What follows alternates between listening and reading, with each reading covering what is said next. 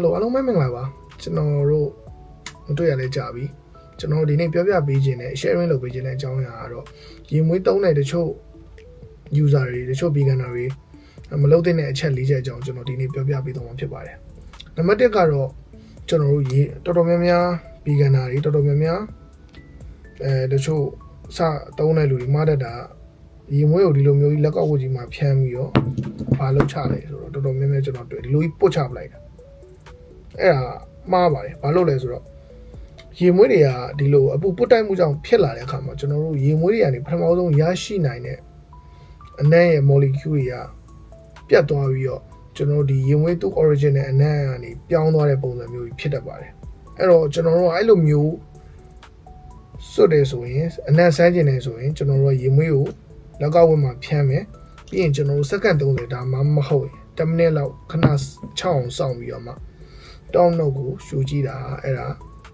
အကောင်းဆုံးဖြစ်ပါတယ်ဆိုတော့နံပါတ်1အချက်ကတချို့ Baccalaureate 540လို့ဟာမျိုးတွေမှာပိုသိတာပါတယ် point contact များတဲ့ရေမွေးတွေမှာဆိုကျွန်တော်တို့အင်ကြီးပေါ်မှာစွတ်တယ်ဆိုဒီလိုမျိုးကြီးကတ်ဆိုရင်ခုကျွန်တော်ဒီမှာတော့မှအကွက်အရာတည်လေးထင်သွားဆိုတော့အဖြူအင်ကြီးတွေမှာဆိုပိုသိတာပါတယ် Baccalaureate 540လို့ဟာမျိုးဆိုတော့အဲ့လိုကတ်ဖြန်းလိုက်ပြီဆိုအင်ကြီးမှာအကွက်တွေကအများကြီးထင်သွားမှာဥပမာထောက်ကိုနှစ်ချက်ဖြန်းတဲ့နှစ်ချက်တိတာတာပေါ့ဗျာပြောရမယ်ဆိုတကယ်လို့ကိုကပွဲတွေပါသွားမယ်ဆိုရင်ကိုအင်ကြီးကကွက်နေတာပေါ့အဲ့တော့ဘယ်လိုဆိုရမလဲဆိုတော့တကယ်လို့ကိုကအသားပေါ်ဆွတ်တာတော့ပို့ပြီးတော့အနံ့အင်ကြီးပေါ်မှာဆွတ်တာထက်ပို့ပြီးတော့အနံ့ပို့ပြီးတော့သဘောကျတယ်ပေါ့နော်ရတဲ့အနံ့ဆိုတော့အင်ကြီးပေါ်မှာဆွတ်ချင်တယ်ဆိုရင်ကျွန်တော်တို့က6လက်မလောက်အကွာနေကျွန်တော်ဒီလိုမျိုးဆွတ်ပါအဲ့လိုမျိုးဆွတ်ပါအဲ့လိုမျိုးဆွတ်တာကတော့အကောင်းဆုံးမှာဘာလို့လဲဆိုတော့ကတ်ဆွတ်ရင်ခုနလိုကွက်ကုန်တာကွက်ပြီးတော့အင်ကြီးမှာဘယ်လိုပြောမလဲလူကြားထဲမှာသွားတဲ့အခါမှာလဲအင်ကြီးကကွက်တော့ကြည့်မကောင်းဘူးပေါ့ဗျာဆိုတော့နံပါတ်2ချက်ပြီးဟိုနံပါတ်3ချက်ကဘာလဲဆိုတော့တချို့ရေဝင်းသုံးတဲ့လူတွေချွေးရမ်းထွက်တယ်ဒါမှမဟုတ်ဂျိုင်းချွေးနဲ့အရန်ပြင်းတဲ့လူတွေဆိုရင်လှုပ်ချဒါမှမဟုတ်လှုပ်တတ်တာပေါ့နော်သူတို့ကရေဝင်းကိုဆွတ်ချပလိုက်တာအဲ့လိုအနံ့ထွက်တယ်ဆိုပြီးရွှီဆိုတော့အဲ့ဒါအမှန်တိုင်းပြောအဲ့ဒါမှားတယ်ဗျာဘာလို့လဲဆိုတော့ဂျိုင်းချွေးနဲ့ရေဝင်းနဲ့ရောသွားပြီးတော့ပို့ပြီးတော့မကောင်းတဲ့အနံ့သက်ဆိုတွေပို့ပြီးတော့ထွက်လာအဲ့တကယ်လို့အဲ့လိုဂျိုင်းချွေးနဲ့အလွန်ပြင်းတဲ့လူတွေဆိုဘာလို့တင်လဲဆိုတော့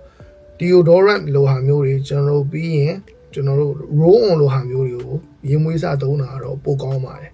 ဆိုတော့ဒါကတော့ကျွန်တော်နံပါတ်3ချက်ပေါ့နော်ပြီးတော့နံပါတ်4အချက်ကကျွန်တော်ရေမွေးတွေဝယ်တယ်ပြီးရင်ရေမွေးတွေကိုတိန်းတဲ့အခါမှာကျွန်တော်တို့ကနေအောင်ကြီးထားရရှိတဲ့နေရာတွေမှာမသိမ်းသင့်ဘူးဒါနံပါတ်1တစ်ချက်နံပါတ်2တစ်ချက်ကတော့ကျွန်တော်တို့အပူချိန်အရန်ပြောင်းလွယ်တဲ့နေရာဖြစ်တဲ့ဥပမာရေချိုးကမ်းလိုနေရာမျိုးတွေမှာကျွန်တော်တို့မသိမ်းသင့်ဘူးပေါ့နော်ဆိုတော့အဲ့လိုမျိုးနေရာတွေမှာသိမ်းလိုက်တယ်ဆိုရင်ဘာဖြစ်လဲဆိုတော့အနက် quality ချိန်သွားတာမျိုးပြတ်သွားတာမျိုးကျွန်တော်ဆိုဘယ်လိုကြုံဘူးလဲဆိုရင်အထားတာနီးစနစ်မမှန်ဘူးဆိုအဲ့လိုပလင်းတွေကတချို့ပလင်းတွေဆိုကျွန်တော်ကြုံဘူးတာဒပလင်းရှိရပေါ့နော်အဲ့ဒပလင်းဆိုရင်အရေခမ်းသွားတာမျိုးတွေအဲ့လိုမျိုးကြီးဖြစ်တတ်တယ်ပေါ့အဲ့တော့ဘလူနေရာတွေမှာသိမ်းတဲ့လဲဆိုရင်ကျွန်တော်တို့ကအပူအေးအလင်း stable ဖြစ်တဲ့ကျွန်တော်တို့မှောင်ပြီးတော့တကယ်ရေမွေးထားလို့အရန်ကောင်းတဲ့ဘီလိုနေရာမျိုးတွေမှာထားတာတော့အမှန်ကန်ဆုံးရွေးချယ်မှုဖြစ်ပါတယ်ရေမွေးထားဖို့ပေါ့နော်အဲ့တော့ကျွန်တော်ရေမွေးထားရင်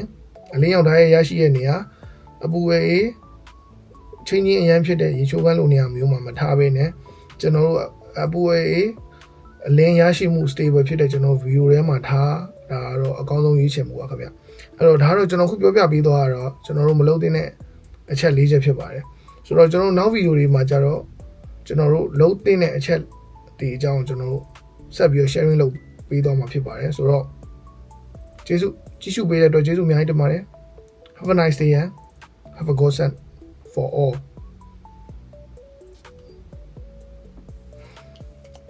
bye bye